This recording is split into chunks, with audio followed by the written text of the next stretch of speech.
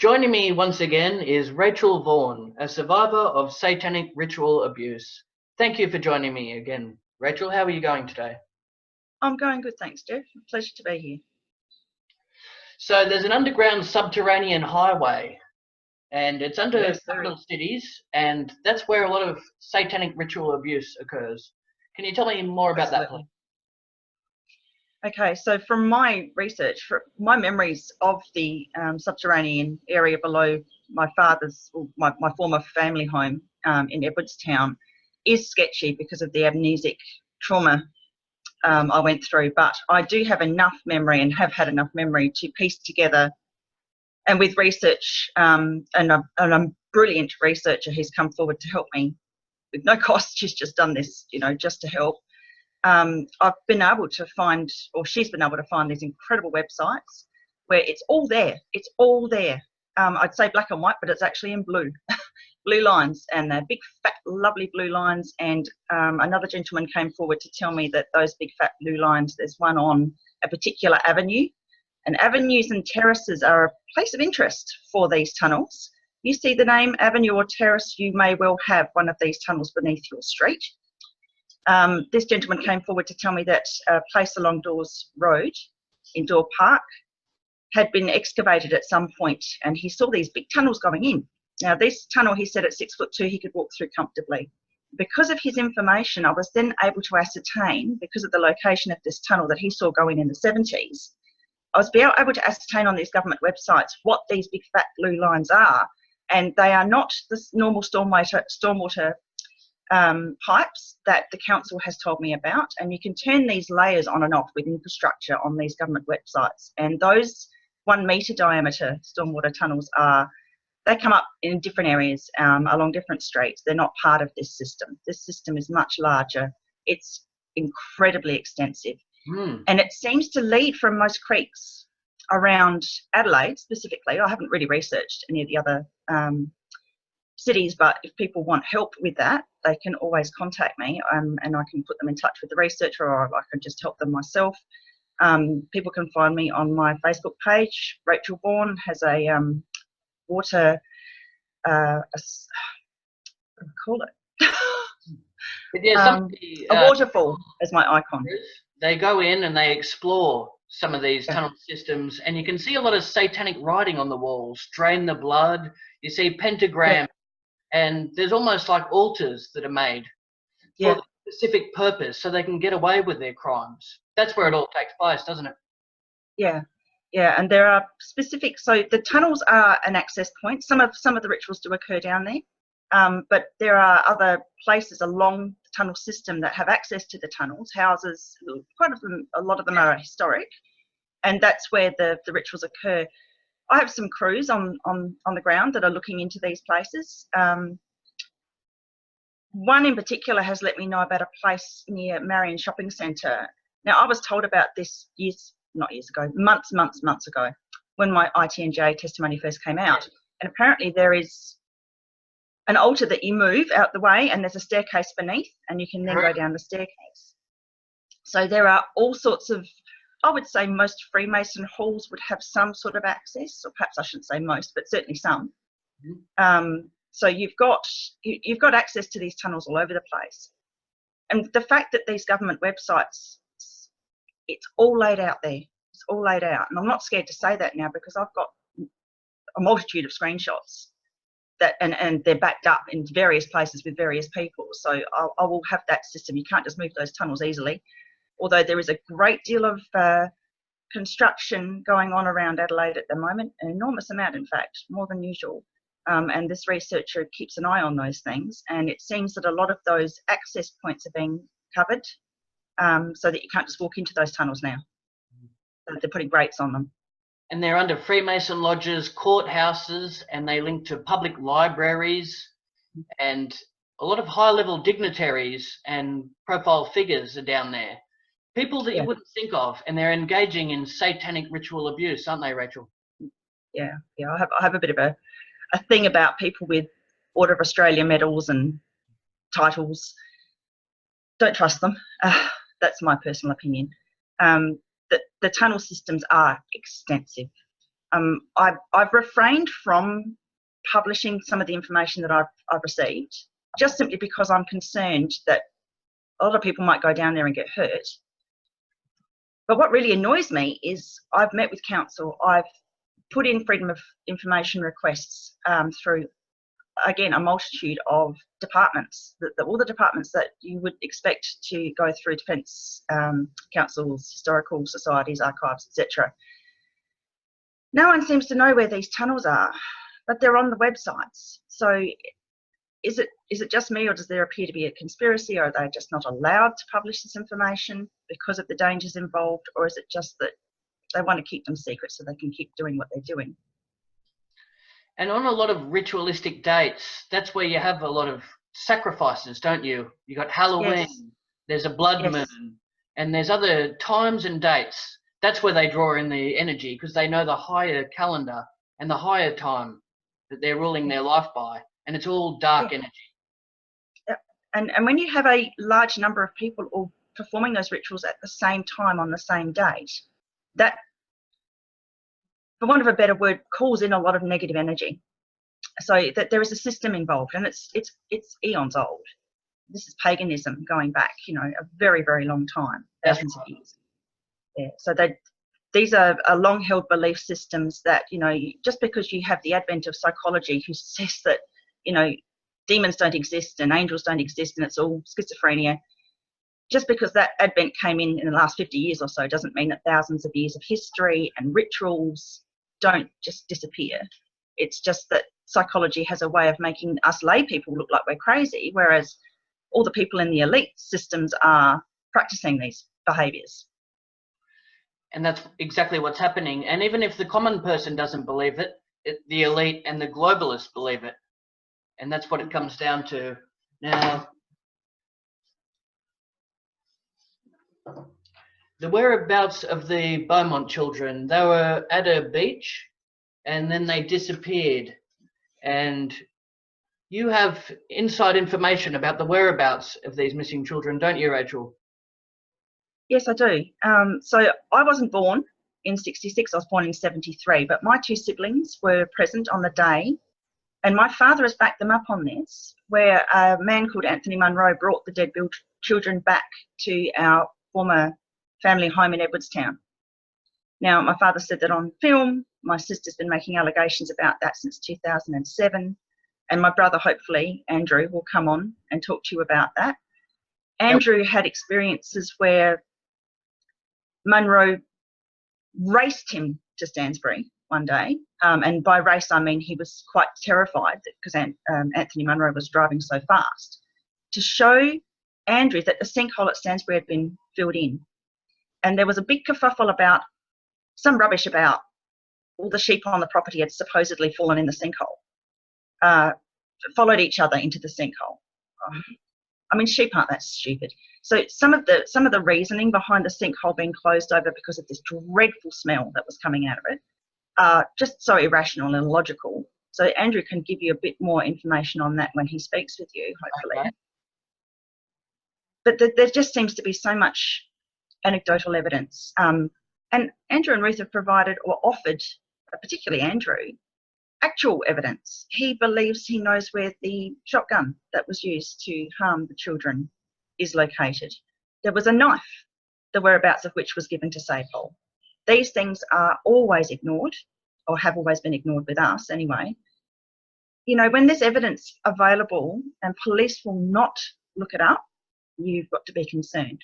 Now, there's two of my father's good friends. Anthony Munro's already twice convicted pedophile, very close friend of my father. I could show you 15 photographs of them together from the 60s, at least, that I have personally. John Pike's facing 170 counts of child sex abuse, alleged abuse.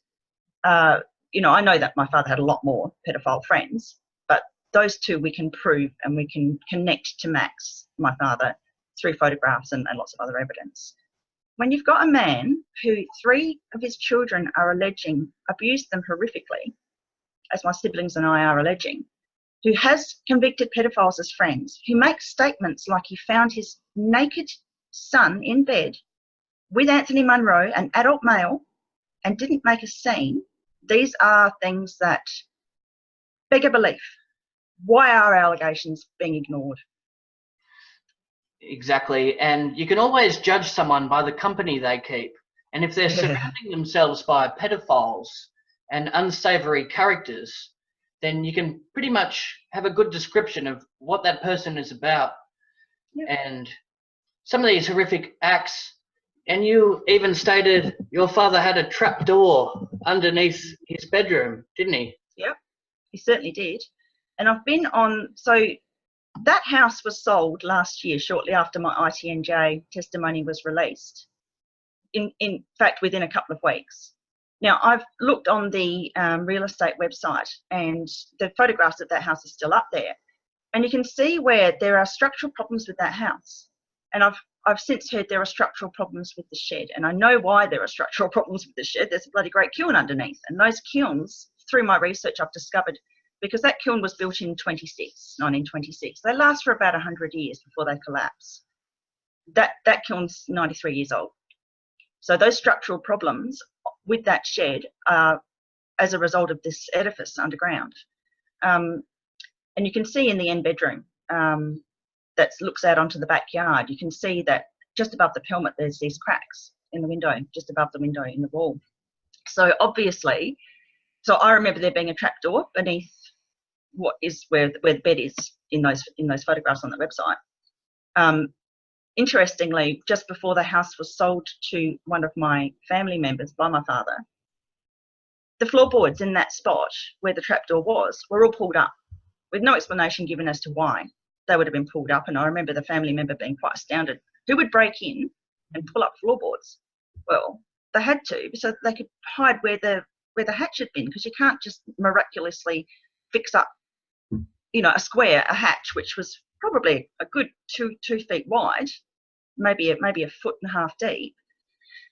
So that's why those floorboards were pulled up. And it's just beneath the window, basically, where the hatch was.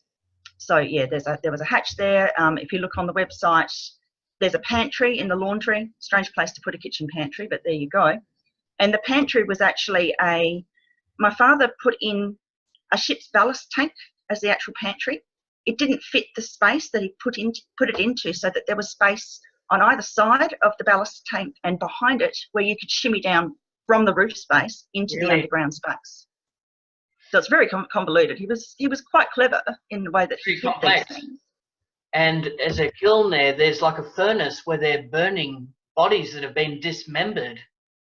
Just a small sort of unit that you would burn rubbish in when back in the 60s and 70s when people did that sort of thing. It's sort of a regular basis thing. And Andrew remembers saying it was Andrew's job on a daily basis for about a year to burn these packages that were wrapped in butcher's paper that his father, or our father, insisted he burn. Now, one day, apparently, the cat got into the packages, and Andrew noticed that whatever it was that was wrapped up looked human. So being the intelligent man child that he was only young then, he unwrapped then all of those packages and found that it was the majority of a human being. Now, when my father found out that he had done that, the next time Andrew had to burn the packages, my father put live shells in there so that Andrew nearly had his head taken off. And that was done deliberately, wasn't it? Absolutely, yeah. That's a lesson. That's the sort of lesson our father would mete out to us. It was usually, a close to death type lesson. He used to try and kill me regularly, but he didn't let me die. I thought maybe stupidly I might have been, special and I might have had some ability not to be knocked off. But I think I've since learned it's an MK Ultra tactic, so that you're constantly given these traumas, and one of them is to bring you to very, very close to death and then allow you to be resurrected. So yeah, it's at least 6 times that I remember him doing things to me to kill me. Yeah. It's a wonder you're still alive now. Yep, still here.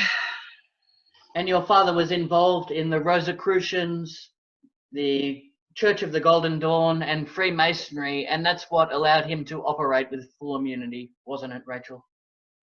That and his very good friends in the judiciary and the medical fraternity, yes. And obviously in SAPOL.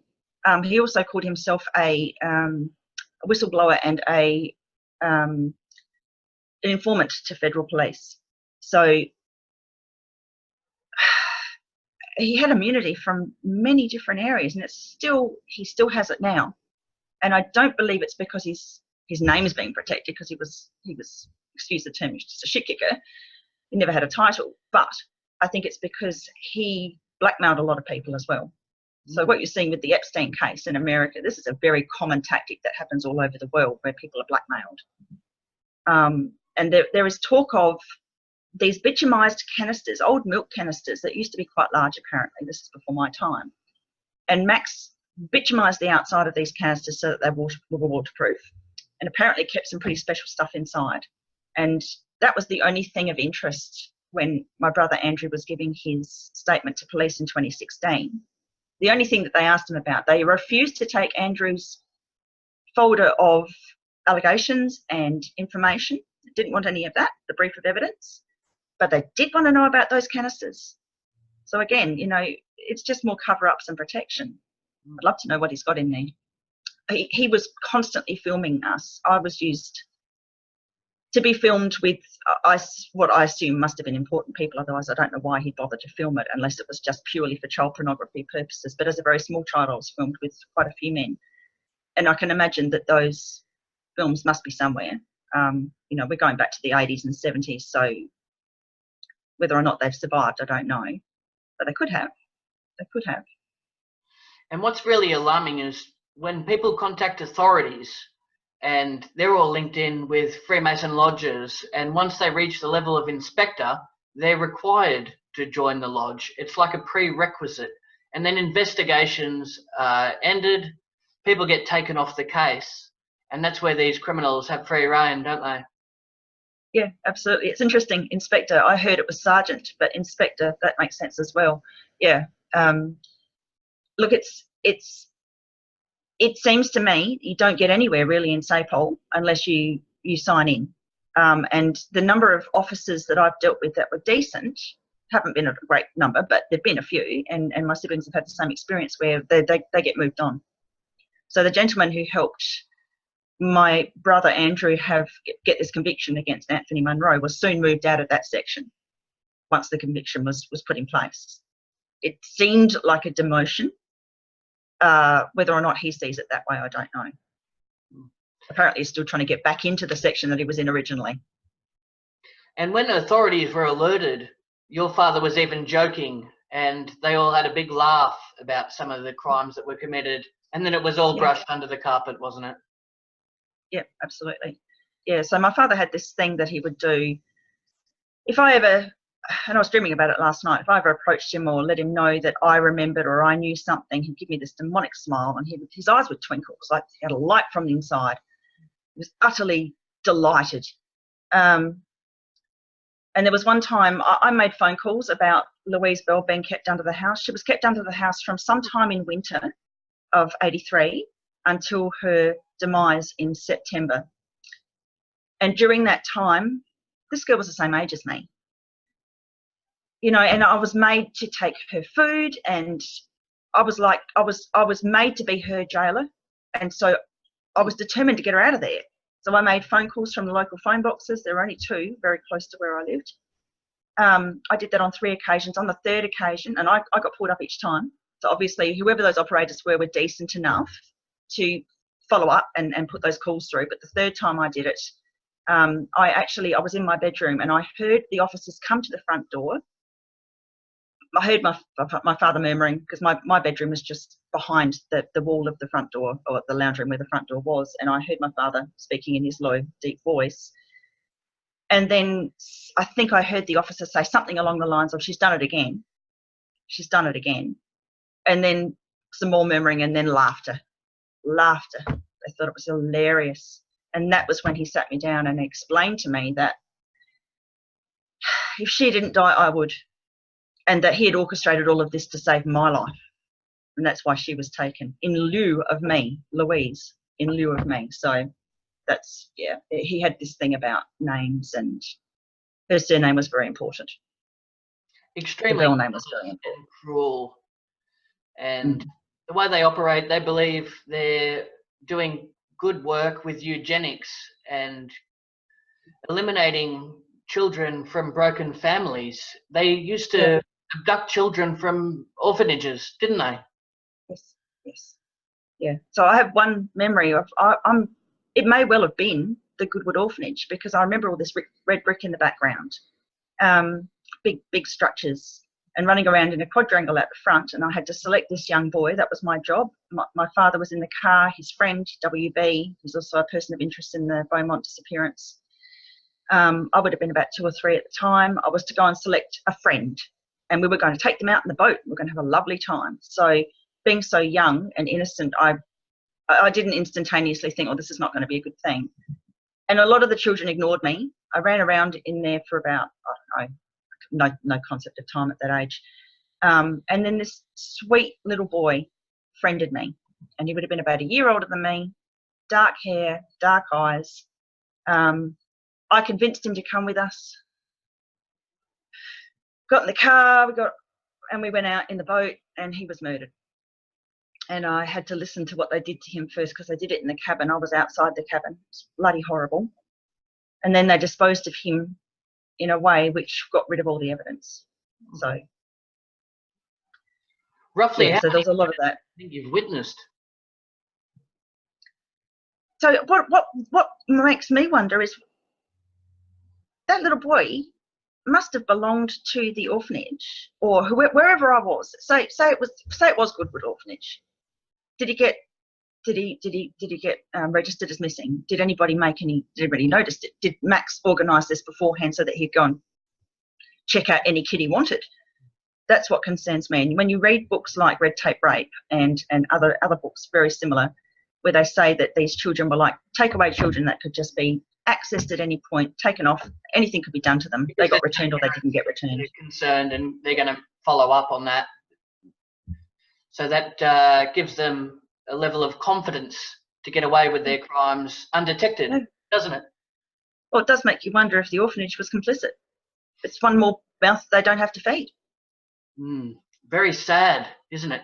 And not many people are aware of this. So it's really good to bring that to light and showcase that, because a lot of people think that the orphanages and some of these foster families are doing good work, but they're all linked in with courthouses and docks, and and that's what they're taking children away from loving families and putting them into houses of predators so they can be abducted. Like, that's what's happening. And they're targeting certain families. So they'll target affluent families, because then the family court system gets to take all their money off them, because on average, a person who's had their child or children taken from the DCP will pay $250,000 up to $750,000 in court fees. That's an average.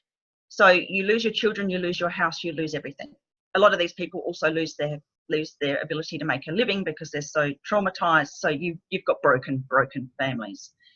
Other people that are targeted are people on disability pensions, because again, they won't have the finances to fight, but they'll also, if they're unwell, they won't have the ability to fight. They won't have the strength.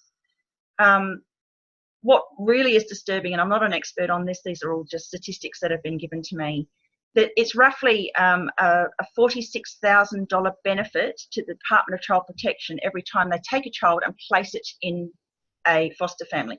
Foster family doesn't get that money. The Child Protection Department gets that money. So you've got to ask yourself, are they really going to care what happens to these children, or are they worried about that money?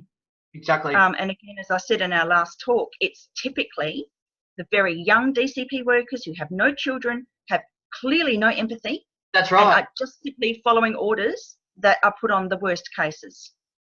So if they really want that child, they'll go for it. Another thing that has to be taken into consideration, blonde, blue-eyed children are preferred. So they will go after those specifically. Children with things like coloboma, which is an eye issue, where the iris sort of, the pupil sort of bleeds out into the iris, like Madeleine McCann. These children are also targeted. Yeah. So you've got certain characteristics that they're after. And I'll walk around school holidays. I live in a holiday destination, and I was walking around school holidays with my with my friends, and I saw these children playing, and there was this one girl with very, very long blonde hair, and she was very beautiful, and part of me just wanted to run up to the parents and say, cut her hair off because she looks too pretty, she's a target, you know, and that's completely irrational. You can't do that, and I didn't. But it's that sort of, that's how I think now. I think, you know, you don't want your child to stand out. It's sad when people have to take drastic measures to keep their children safe from predators. Exactly. What sort of world are we living in? That's right. And all these systems are linked in. When someone makes an accusation or alleges this corruption, they get dismissed. And Yes. that must make you feel all alone in this particular situation, doesn't it? When nobody is listening. It did for a long time, but by being loud and being an activist now, I realise that it's across the board. I am not alone. My siblings are not alone. This is really common. If you've got a serious crime that you've witnessed and you make allegations, vast majority of the time you'll be ignored. Not just ignored.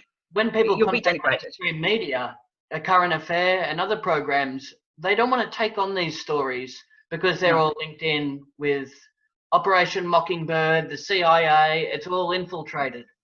Yeah, absolutely. So victims so chance to have since I gave testimony to the ITNJ in August last year, the only media outlets that have come forward to me are like yourself, smaller outlets that you know, are usually volunteers that do it, you know, not for money but because they care. Yeah. So I've not had any mainstream media approach me, none whatsoever. Not that I would go for that, and I would not ever give this information to the mainstream media, and it took me a year. I thought, in my naivety, I would let SAPOL and the South Australian government sit on my ITNJ testimony and, you know, maybe do something. I gave them some time. They've not done it. So now again, I've got to do this with all these amazing people that have stepped up to help me, people like yourself who are willing to air the information. So, you know, the ground root level assistance that I've been given is astounding. I feel so incredibly lucky. Are really concerned. They don't want to put their children in scouts anymore or daycare because they're worried about some of the people that are overseeing, and the duty of care isn't trustworthy. What would be your advice to parents that are really concerned because they have a job to attend to and they need childcare? Okay, well, let me just say, as a parent myself, I have never ever felt comfortable leaving my children in any of those situations, and never have. They don't do scouts, no blue light discos, none of that stuff, and I never would. And when grandchildren come, that'll be my suggestion to my children, that it would not be a bright thing to do. I guess you know, people used to have much better communities where they had grandparents and aunties and uncles and all those people that they could fall back on. But when you've got very disparate communities where people are disbanded and disconnected, you don't have those family connections. And quite frankly, you know, the number of people that are abused by family members anyway, it sort of scares you. It does. I really don't know what the solution is apart from watch them very carefully.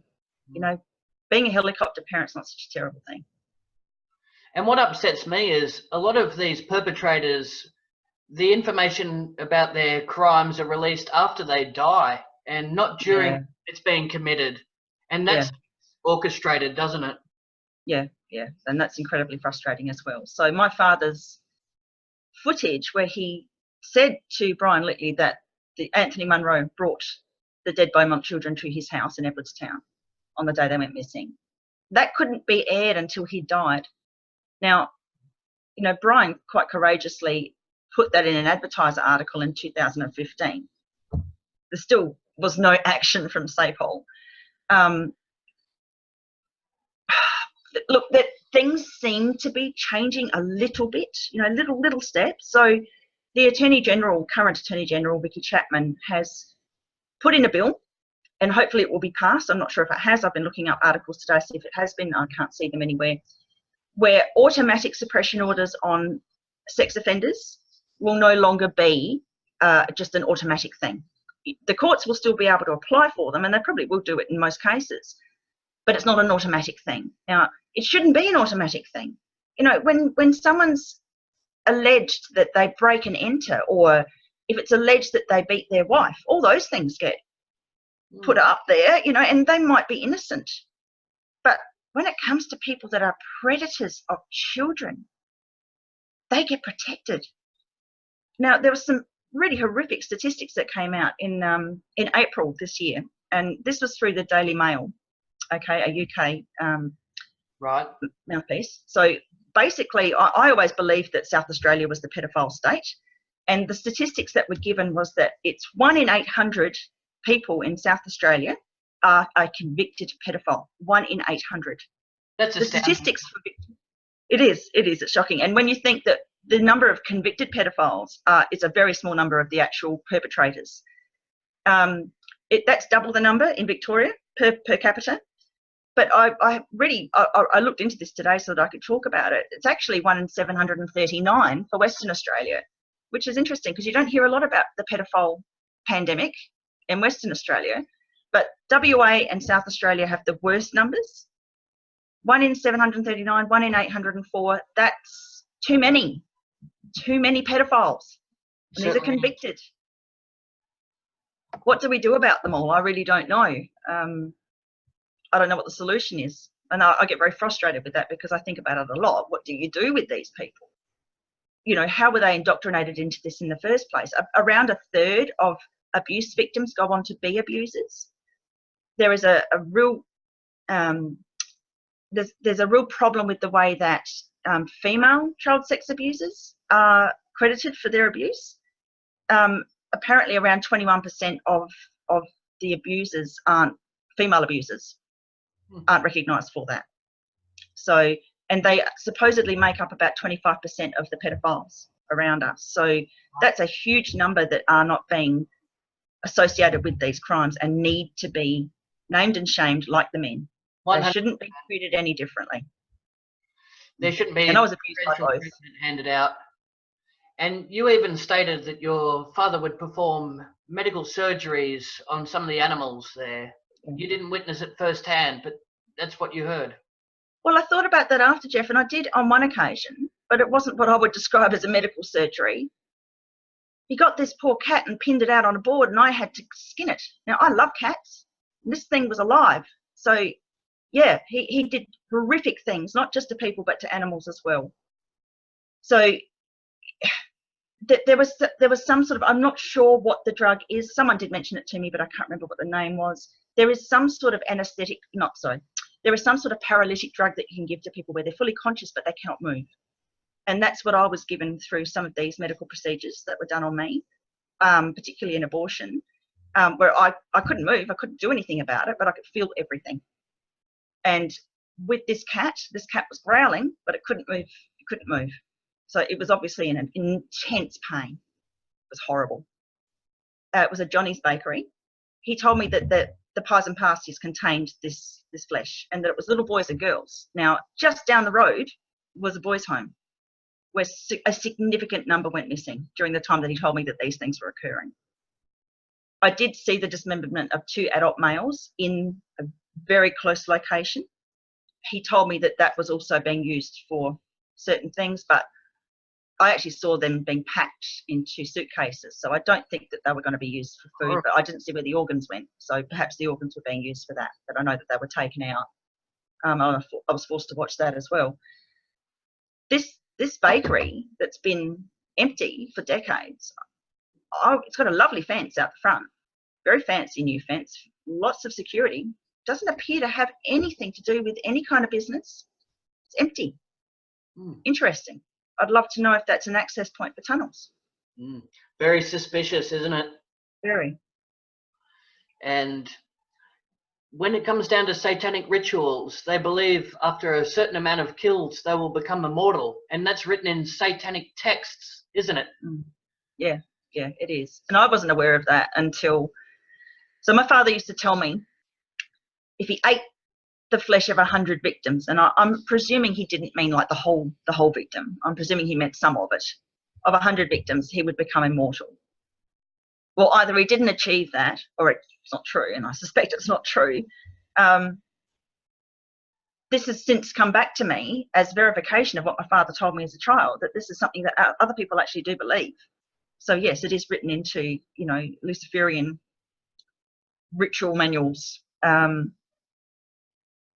very strange belief system. So you've got to wonder, where do these ideas come from? Exactly. And I have to say, it's little wonder. That's right. And it's almost like a ritualistic passage and a right of way when it comes down to these lodges. And Yes. when it comes down to satanic craft, they like to do the opposite of religion. So they do a black mass. Yes. And that's when it comes down to that. They devour human flesh, don't they, Rachel? Yes, they do. Yeah. It brings them all together. It means that they're all complicit in the same crime, which also brings them all together. In their belief system, they're all imbibing of that person's soul, taking a little bit of that person's soul, and holding on to it. So for all of those people, it's a bonding ritual. They feel closer to one another, whereas, you know, normal people like you and I would feel closer to someone who's kind or altruistic. That's right. Or, you know, does volunteering work, you know, for those that are less fortunate. These people find this bond of having taken part in something that horrific brings them closer together. It creates a trust between them. And they're compromised as well, because if they ever speak out about it, they've got evidence and they can just ruin someone's career as well. Yeah. And that's a really good word to bring up, Jeff, compromise. So when these children, like myself, are sexually abused in childhood, if they're allowed to reach adulthood, as I was, they will be compromised. Now, I thank God that I'm not male, because it's easier to compromise a male than a female. So that, you know, once that compromise has occurred, that person will be too terrified to come forward and talk about what's happened to them, lest they then be labelled with the same horrible brush, labelled as a pedophile themselves. That's why people don't talk about this very often. And then they're stuck in the cult forever. They can't get out. And then they often give up their own children. So like in those, there's some tunnel footage put up by a couple of guys. The YouTube channel's called Tunnel Truths. And like you said, the graffiti in one particular video that they have up is terrifying. It's horrifying. So one of the pieces of graffiti that really stood out to me was the words, "Your firstborn is mine." Now, this was a belief amongst my father's group. They all gave up their firstborn child to the cult. Now, this could be in a range of ways. Either it's sacrificed at birth and never registered. It could be trafficked, used as an abuse victim and die later of an accident. Or it will be recruited into the cult. But the firstborn almost always gets the worst treatment. That's very common. And I can vouch for that for one of my siblings in particular, who's been compromised in the worst possible way. Not the two that have corroborated with me, but another one. And you see them, they're drinking blood out of a chalice and they're drunk with power. And these satanic rituals, and you can hear a blood-curdling scream. It's absolutely horrifying, isn't it? How anyone could imagine doing such things to innocent children. It's unfathomable, isn't it, Rachel? Oh, it truly is. It truly is. How could anybody enjoy that? I find it annoying when people squash spiders in front of me, because I think, well, it's an entity. But let alone doing these hideous things, and I'm talking hideous things. This is not just your run-of-the-mill vanilla style murder. These murders take a long time. So these people are enjoying it, those that are watching. That takes a certain kind of person, obviously a psychopath. They have no compassion or empathy. They are like a different race. And again, I don't know what the solution is. I don't know if it's 1 in 800, you know, the statistics were for the Daily Mail article, that's about 17,000 convicted pedophiles in Australia, in the whole of Australia. That's just the convicted ones. What do you do with 17,000 people that think it's okay to rape children? It's a large number of people. Where do you house them? You can't put them together because they'll all work together in a network. You can't put them out in the community. You can't put them on an island somewhere because, again, they'll all work together and you've just got Pedophile Island. I don't know if I believe in the death penalty. A lot of people bandy that about. A lot of these child trafficking rings operate under the guise of a charity, don't they? Oh, yeah. And that's where you've got, you know, the Clintons, their foundation. You've got some very, very big, powerful people who are the organisers of this mass, worldwide trafficking system.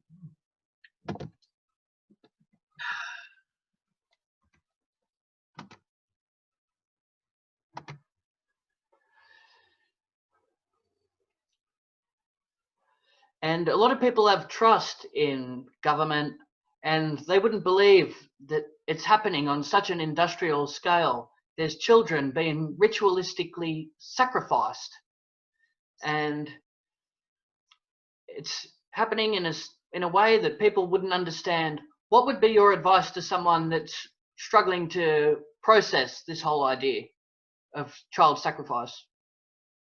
Well, first of all, look at the statistics. 25,000 children go missing in Australia each year, 800,000 in America. The other countries around the world have similar statistics per capita. Where do all those children go?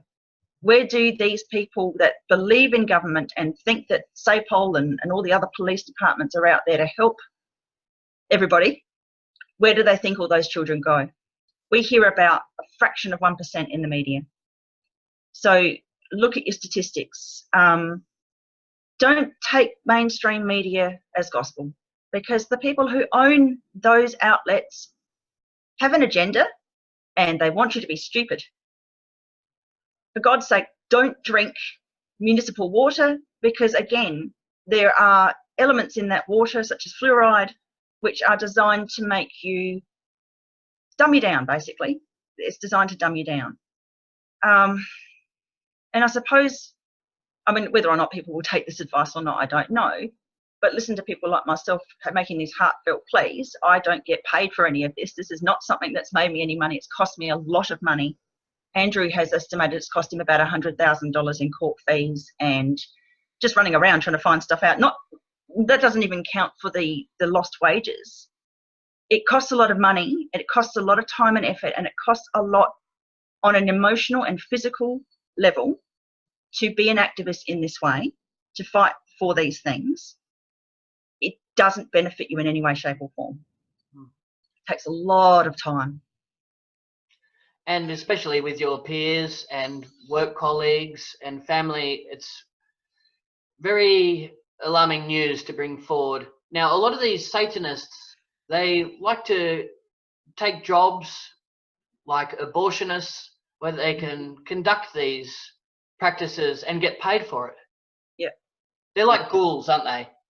Yeah, yeah. So you've got utter psychopaths, no empathy, no compassion. They see these aborted fetuses as a means to an end. Obviously, there's a lot of money in it. I mean, that's obvious, and if you read, you know, Google it. There's a lot of information out there about what happens to these aborted fetuses. There was a bill passed recently in Australia where babies can be aborted right up until they're ready to be birthed. This is really, really disturbing. I don't know how that possibly could have got through. This is the sort of world we are living in. I don't know why or how that could be allowed, but it is. And when you look at, you know, we are a capitalist society. It's about money. It's certainly not about morals. It's not about concern for children in any of these areas. You know, children are a commodity. Babies are a commodity. Human flesh is a commodity. And for anybody who doesn't want to believe that, I'm really sorry, but that's the world you live in. And you can put your head in the sand and pretend it doesn't happen. And good luck to you. I wish I could do that. I can't. or you can be informed so that you can protect the people that you love and yourself. Very great answer, and that's exactly what should happen. People feel helpless and they don't know how to combat these abuses that are taking place.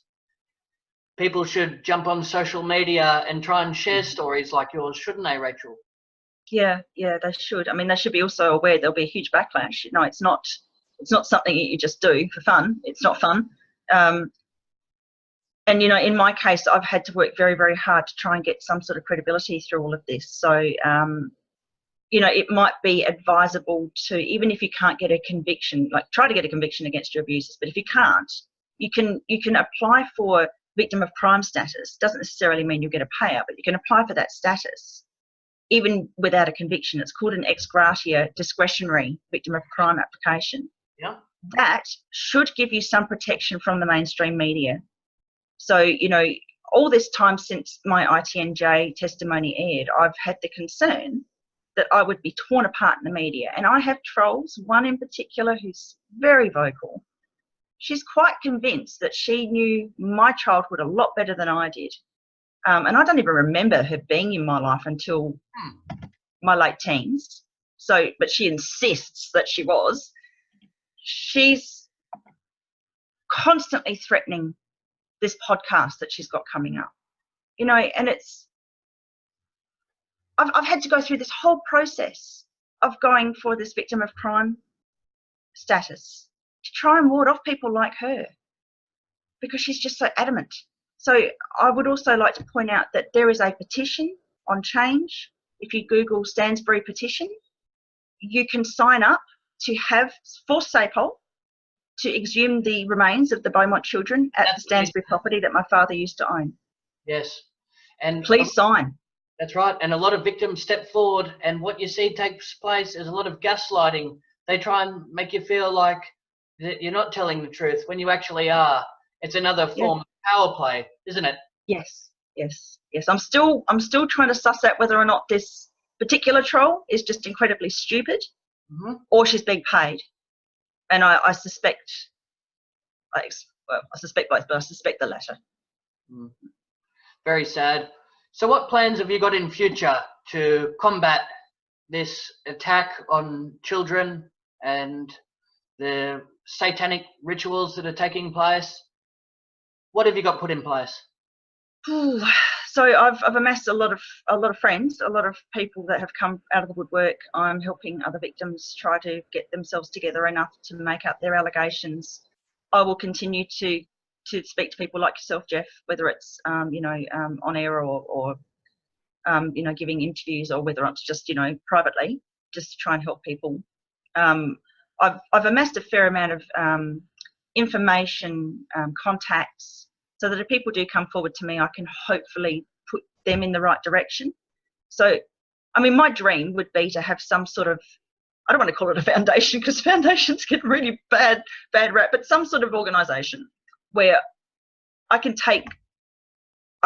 help people. But I can take what's happened to me and my fight to get justice and help other people to do the same.